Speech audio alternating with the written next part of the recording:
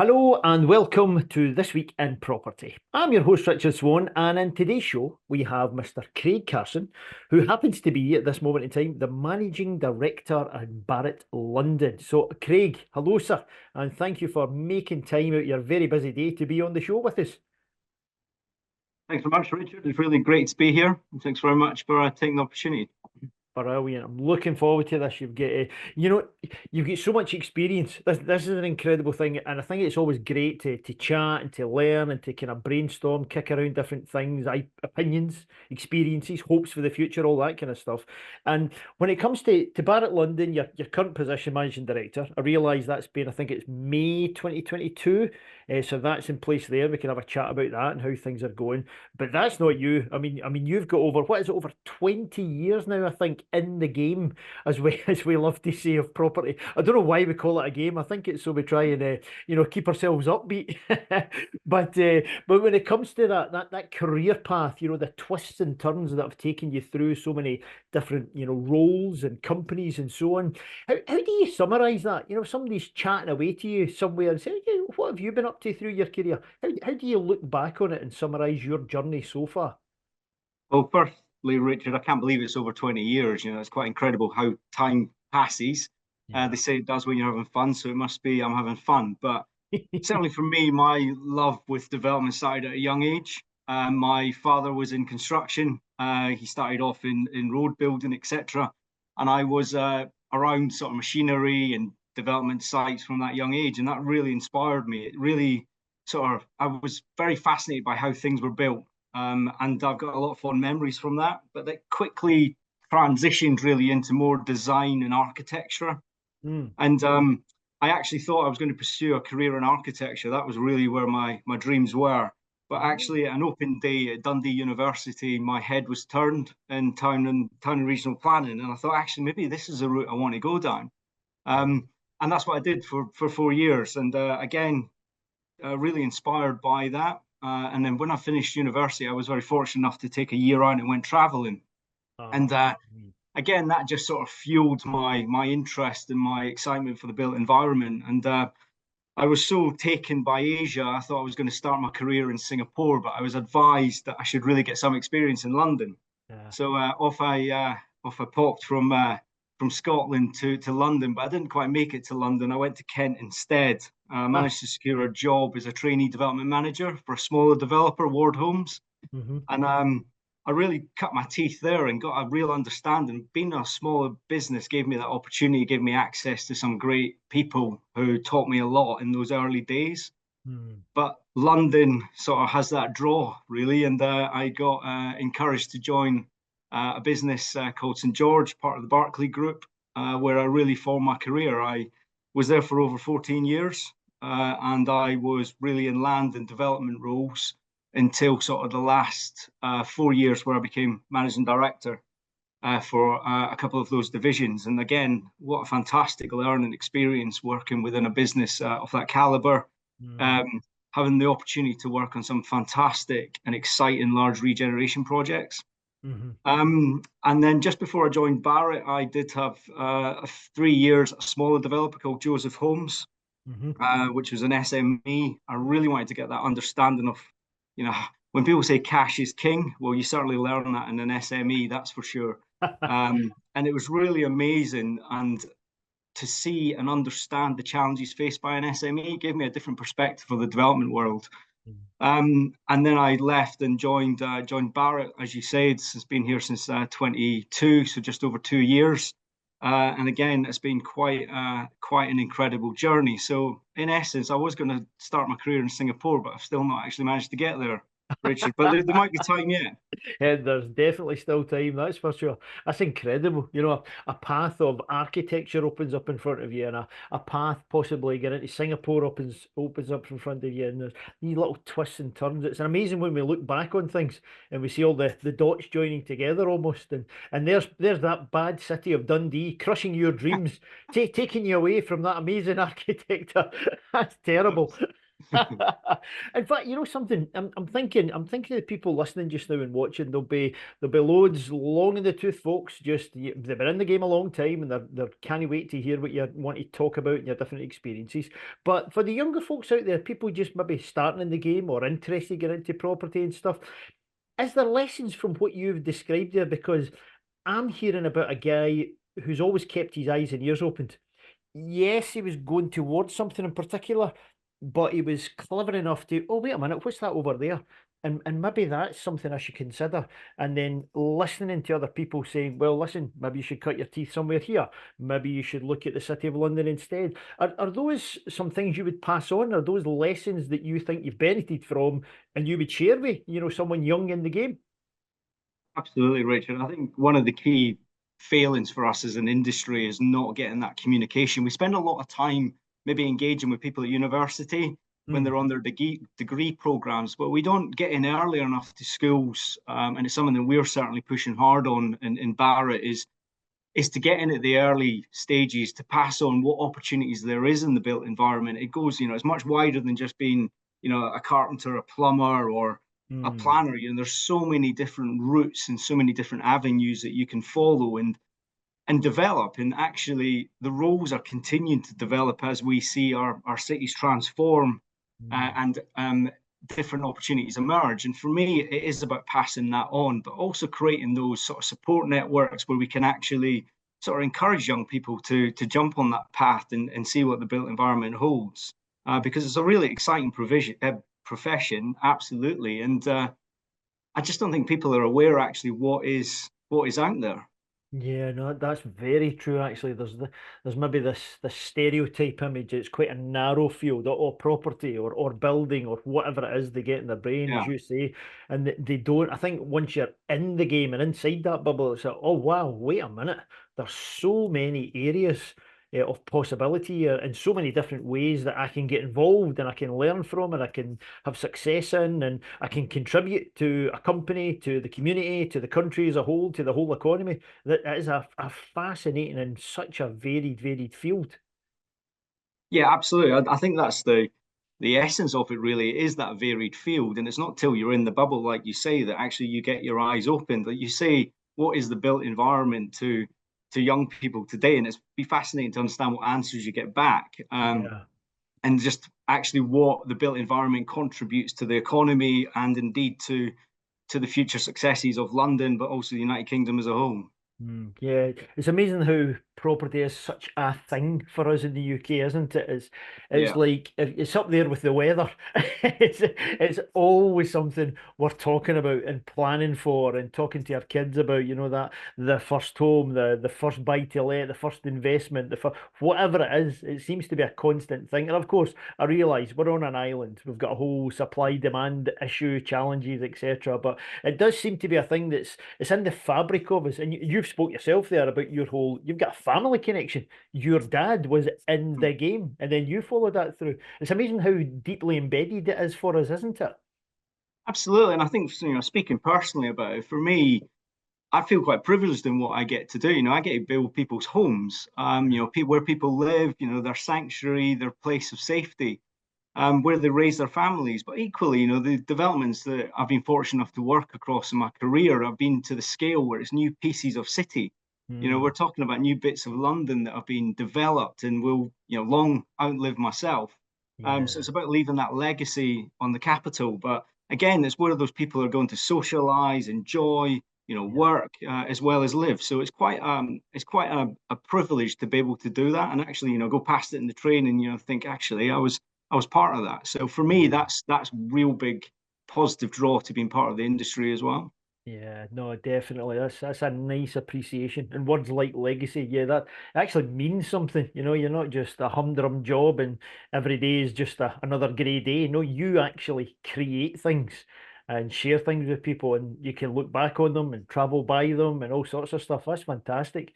I know from speaking to your team, not only what you were talking about earlier for the thinking of the young people involved and talking about keep your eyes and ears open, have a look about the different areas you can get involved.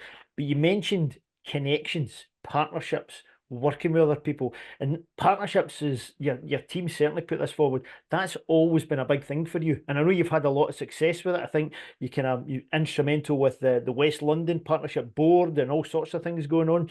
Why do you have that? Is that something way back to how your dad operated, or is this just something you feel is a part of making something succeed?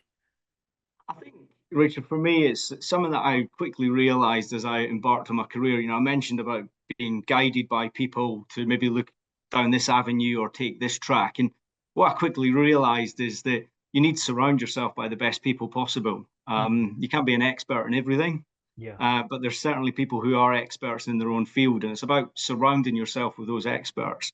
And when I say the experts, I don't just mean those professionals. It's also about the community as well, understanding what the community really wants, from a planning perspective. And those were things that really struck me at an early stage in my career, whether that was when I was working through the planning applications, where I was getting obviously the development team around me, or the communities I highlighted before, all the way through to land opportunities when you're working close with your agents, but also as well just having those networks to understand where the next opportunities come from. Mm. And then that progresses, I suppose, all the way up to board level. Surround yourself by the best board you can in order to take the business forward in the way that is sustainable, but also in a way that it can be proved successful. Mm. In terms of the partnership approach, that's exactly the same for me. It's about partnering up with like-minded people. People have the same vision, have the same purpose, have the same values, who want to have that outcome, but bring a different expertise into it. We have joint ventures at Barratt with Hyde, Mm. together with MTVH. And then you've obviously just mentioned a moment ago the West London Partnership, which is in the process of being formed with Places for London, Mhm. which is obviously TfL. And again, those three businesses I've just highlighted bring that great partnership approach with the like-minded individuals, but that separate skill set that complements our business, Mhm. but means that we can deliver more homes and at a quicker pace, gives us access to land. Mm. Um, but obviously, together, going back to what I was saying earlier, being able to leave that positive legacy going forward as well. Yeah, definitely. We are always told to have a polite conversation. You should never mention politics or money. But we're direct talking Scottish men here, so let's get straight to it. No, listen, we are recording this little chat inside a year where we're about to have a general election. We've got this coming ahead of us. Are there specific things when we think of property in the world of land and planning and so on and so forth? Is there specific things that you are hoping for or expecting, maybe even? And with that positive mindset of, I wish we would sort out this, or I wish someone at the top would think of this instead. Is there little gripes or desires that you've got around that? I think it's safe to say it's been a challenging time in the game as you refer to it. There's no question about that, and those challenges are becoming from different perspectives. We've got planning challenges, we've got demand from purchasers problems. So there's a lot of areas where we need to be focusing on in our industry.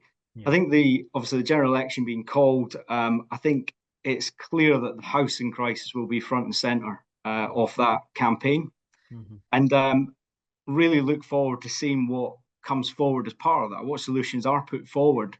In terms of the wish list, clearly something like help to buy coming back would Mm. be obviously an amazing benefit for us as an industry, helping with that demand perspective, and also the affordability point. And Hmm. then, of course, planning. But we always talk about planning reform, don't we? And it's funny, doesn't matter how many iterations we go around, the same ideas always come back. So again, it's actually about trying to bring some of those to fruition, and drive forward that change that we need, particularly around the funding piece of that, and the resource within the planning. Being a planner myself, it's interesting just to see how many people aren't going into that profession at this moment of time. The shortage of that skill set within the local authorities, but also within the private sector as well. So again, I think maybe the raising the profile of planning again might actually entice some people to actually come into that industry as well. Yeah, that's very true. Actually, breathe some fresh air into it. Yeah, it's something I've definitely seen across our different development sites in Scotland, north of England, etc. We've seen that constraint, that bottleneck, and when you're able to have almost an offline chat with one of the planning officers or councillors, whoever, they talk about their pain points. They talk about struggling for resources. They talk about struggling for time. Just actually to have the physical bodies to be able to, work through an application with you. And lo and behold, you end up running out of time or going over the deadlines that are there. It seems to be that each area has its own individual challenges, and then everyone's, kind of stuck in their own area. But perhaps with better relationships, perhaps with better partnerships that you're obviously key on, those relationships can be improved, and we can understand what's happening, have a bit of empathy for each side, and go towards that better picture. Have you got a positive, optimistic, look on things? Absolutely. I think the point you were making there about the partnership with the local authorities and working with the officers, etc. Everyone's pushing in the same direction in Hmm. terms of the delivery of homes. We're in a housing crisis. I think we're always going to be in a housing crisis by the feel of it, Yeah. and therefore we are all working to that end goal. Hmm. With the local authorities, it is very much that open and transparency with them. This is what we're looking to achieve. This is what we're trying to achieve. Very much having that dialogue ongoing at the outset Hmm. as you work through your engagement with the communities is similar with the local authorities. But also as well is trying to give them as much notice as possible. This application is coming in. This is a priority, etc. To try and Hmm. help them manage their resources, or indeed through plan and performance agreements, we're able to fund areas as well, which helps them get proper resource in place to be Yeah. able to assist. But also as well, just giving them the information they need when they need it as well. It Hmm. all sounds easy stuff, doesn't it, Richard? But unfortunately, it doesn't always play out like that. Particularly when you bring in statutory consultees who have got their own demands and they've got Yeah. their own timescales, etc. So there's a lot of moving parts, but it is trying to get that visibility and get that partnership approach working, which I think is absolutely key in being able to unlock the challenges that we face. Yeah, definitely agree with that. And when we say the word planning, Craig, we can think of the big, gigantic, overarching things, national planning policy, and then obviously the local authorities with their own different criteria and what have you. They're trying to protect things. Permitted development. Is that one of the not the answer to everything, but do you think of that as one of the keys that we could unlock at least a piece of some of those puzzles? I realise Barratt involved in so many gigantic estates and planning and so on and so forth and building out of the ground, etc. But is permitted development another area we can unlock a lot of the problems and a lot of the hassles that towns and cities face at the moment? Absolutely. I think there's multiple benefits of that, Richard. One, if we just look at it from one perspective, in terms of retaining structures from an embodied carbon perspective and a Hmm. sustainability point of view, obviously it's very, very good. Being able to reuse the fabrics that we've already got rather than demolish and rebuild. So that certainly has its benefits. Not all buildings are suitable for conversion into residential. So therefore we've Yeah. got to be very mindful of that we're not creating, I'm not going to say substandard, that's not what I'm meaning, but not as the quality of homes that we'd want to, because we're having to Hmm. compromise on the internal configurations, etc. So there's Hmm. definitely benefits. There's definitely a role to play in it, but I don't think it's the solution that's going to play out for all the issues. However, Hmm. I do think we need to look at the SMEs as well. My experiences at Yeah. Joseph Holmes, the what we're experiencing with delays in planning at the moment, or the lack of resource within the planning, which is one of the contributing factors to the delays, that has massive impacts on smaller businesses. Obviously, we can sort of absorb it to a certain degree within a larger PLC business, Hmm. but when you're in a smaller organization, you're beholden to funders, etc., it's obviously Yeah. much more challenging.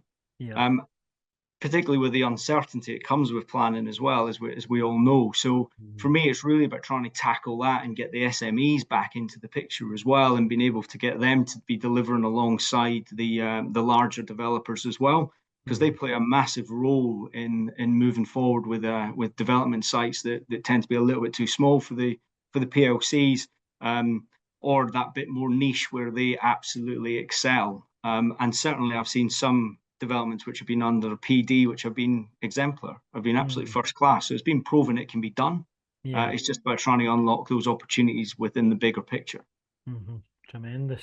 You mentioned two words within that little chat there about carbon footprint. Of Yeah. course, climate change, efficiency, eco, green, call it what you want, all these different buzzwords. It's another gigantic thing. I know that the Barratt London themselves, I mean, you've got that, I think I'm right in saying the maximum five-star award from the Home Builders Federation is something crazy like 15 years in a row or something, which is remarkable. Do you see that focus, that angle, or at least that consideration of energy, efficiency, climate, carbon, so on and so forth, just going to be a constant? Is it something that you're always going to be talking about with your team as you design things, as you plan things going forward? Absolutely. I think it goes from the point of view when we're actually looking to acquire sites, Mm, acquiring sites that are in close proximity to public transport nodes, avoiding them to utilize cars, making more sustainable transport around the capital, whether that's for leisure, whether it's for work for work. Obviously with mhm, the change in working patterns, we're finding people are now more commuting for leisure than they are actually for work. mm, So again, it's about those changing patterns all the way through to the design of it. Trying to get that design very much as sustainable as possible in what we're bringing forward with the development. Obviously, unlocking as much open space as we possibly can within that as well. Whether that means the footprints are getting more denser, or perhaps we're going taller in order to release that more public realm, I mhm. think is absolutely key. And then all the way through to that end user, we've got to be looking that's a very sustainable home for the person to live and own, whether that's down to Yeah. their bills, but also the comfort. We are getting hotter summers in London, albeit it doesn't feel like that this summer thus far. Um, but we certainly are, the temperatures recorded at 40 degrees. We've got to be Yeah. looking forward. It's not what we're building and designing now isn't going to be coming to fruition maybe for another 5 years. So it Yeah. is looking forward. So what we're designing now has got to be future proofed as far as reasonably practical we can. So I Hmm. think it's at every bit and every junction within our nose to tail business, which is key. And Hmm. going back to the point you were making about our five-star, that comes down to our customer experience as well. We obviously strive and pride ourselves on trying to deliver the best customer experience possible from the point they walk into a marketing suite to the point that they take the keys to the new home. It's obviously a very emotional purchase for most people, Yeah. single most expensive purchase for most people. So it's absolutely key that we focus on that. Yeah, brilliant. Another buzzword is technology, and my goodness, you must have seen some changes when you think back to the days of working with your dad on projects to what you're doing these days. You must have seen so much transformation. Things these days with AI is the biggest buzzword, and it's getting involved in so many areas of design, facilities management, you name it. Is that something that excites you, interests you? Can you see it just continually changing and adapting?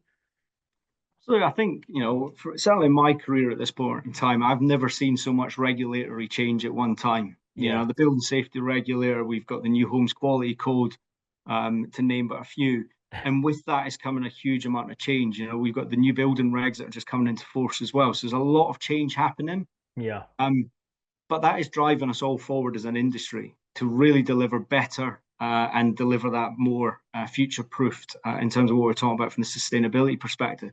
But as Hmm. part of that does come in terms of the quality assurance that is done through the build. So Hmm. being able to look back in 5 years' time and see what we actually did in that building to understand it more, to have the confidence of how it was constructed. And I Hmm. think AI does play a part in that. I can see that very much so, in terms of helping us with a recording of the build, been able to sign off various stages of the build and document it. I can see AI coming in and playing a huge part of that for our future generations to be able to access that data should they Hmm. ever need to within a building structure and a building fabric. And that bit Yeah. really does excite me because it is a very labor intensive process, Yeah. but one of the most important parts of the process. Yeah. So therefore, AI in there could really bring benefits to the industry. I see. Yeah, an exciting future, that's for sure. And if we take from the big picture, the whole country, the whole economy, thinking about that, but then zoom right into London, where you really, really specialise, what does London need, in your experience, from this area of looking at things, development, roads, infrastructure, planning for people? You spoke about the end user, the customer, leisure, etc. What's some of the things it needs, some of the things it needs less of? If you had the magic wand, Craig Carson is now the owner, the president, and the prime minister of everything. What are you going to do to London? What does it need? I think the biggest thing for me with London has always been about its transport network. You Right. know, we're very, very fortunate to have such a great transport network. Okay, it's aging in places, but then Hmm. when you see the new investment, you know, with Elizabeth Line, you know, former Crossrail, that has absolutely transformed London and the capital. You know, in terms of, you know, we talk about the zones one, two, three, and out.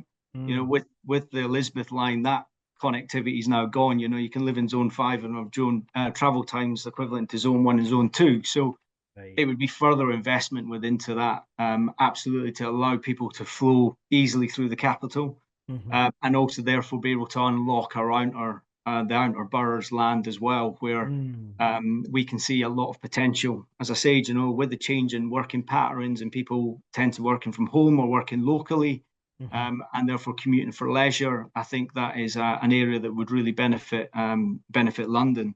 And Hmm. then I think it's further enhancements of our public realm. You know, we've seen some great improvements in recent years in London with Hmm. our open spaces, how they're improving, but also the connectivity of those open spaces, like regeneration projects like King's Cross or Battersea Power Station.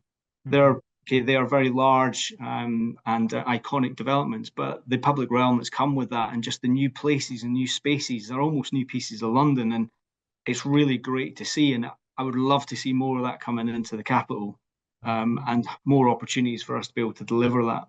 Yeah, tremendous. Brownfield sites, again, another thing you've got so much knowledge of and experience with. It was funny, I was at a networking event just recently with a chap, and he never even heard of the concept. He was like, "Oh, I know, but you mean Greenfield?" I mean, no, no, not Greenfield, Brownfield sites. Can you chat to the people listening in, especially for the small developers as well as medium-sized developers? What should we think about when it comes to brownfield sites? What's kind of opportunities, sorry, should our eyes be open to?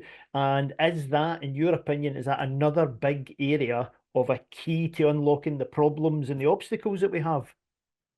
Yeah, I think it is. You know, brownfield land obviously is land that's been previously developed, and for me, it's absolutely key to be utilizing that first before having to enter into, you know, green or grey land, as we're now Great, calling yeah. the fringes. That's right. Um, but absolutely for us, it's very much brownfield first, and for that, it's usually for us, it's in the centres, it's in good locations for public transport, which is absolutely key, Hmm. as I've referred to previously. But it's Hmm. also that opportunity to breathe life back into derelict sites, and there's still pockets of London where we're seeing those sites still in existence, usually in complex land ownerships, which need a bit of Hmm. assistance to unlock. But it Yeah, certainly gives us the opportunity to bring much needed homes onto land that would otherwise not be used. yeah. We've also got to balance it with other uses as well, of course. You know, we're not, homes isn't the only requirement within the capital. You know, we do need industrial, albeit industrial now is not what it was like Hmm. originally, you know, obviously with logistics, but also we've got student accommodation, you know, we've got later living, Hmm. um, build to rent. We've got a variety of different tenures now, which are all sort of competing as well for the same land opportunities. So Hmm. again, that comes back to, I suppose, those partnership approaches, whether you can get those uses on brownfield sites to sit next to each other. For example, we did a development or doing a development at the moment in Hayes Village, and that was actually a partnership approach with Segro, who developed industrial adjacent, and both the industrial and residential are sitting together very Hmm. comfortably and operating very successfully independently, albeit we benefit from the same public realm, we've got the same canal frontage, etc. So it's got a lot of benefits to be able to form those partnerships to unlock those brownfield sites that might not necessarily come forward without each of those operators wanting to deliver those products. Yeah, fantastic stuff. I can't believe how quickly time's passing here. I'm loving this chat, and I'm trying to balance that with being respectful of your time because I know how busy you are. I'm going to allow you a wee moment to sit in the deck chair with a drink and look back on things. And here's what I mean by this: when you think about Barratt London, all the different projects and stuff, it's been incredible. Hendon Waterside, Hayes Village, Eastman Village, Upton Gardens. I mean, it's incredible. When you look back within Barratt London and indeed earlier companies you've been with as well, the good and the bad, the ups and the downs, what pops out to you as some of your biggest challenges? And what was the reason behind that? And what pops out to you as being, that was a cracker? the satisfaction I got from that one, the success I got from that one, that really sticks in my memory. What do you think of when I give you those?